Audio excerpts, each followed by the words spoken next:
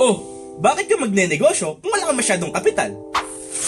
Kasi isipin mo, kailangan mo kasi ng kapital para sa produkto na ibebenta mo. Kailangan may bahay o pwesto ka na paglalagyan ng ibebenta mo.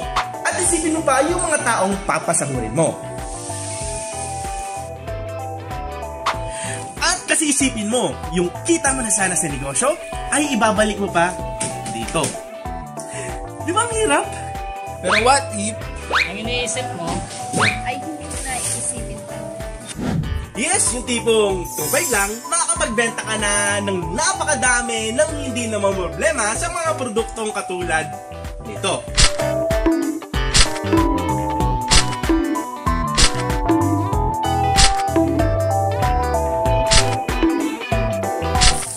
At ang kinagandahan pa dito, once may orders sa online store mo, kami pa ang magbabalot at magpapadala sa customers mo. O diba? Ang ganitong negosyo ay walang inaalala sa gasto sa produkto, pagpapasahod sa tao, pwesto, at cash flow ng iyong negosyo. So, interesado ka na ba?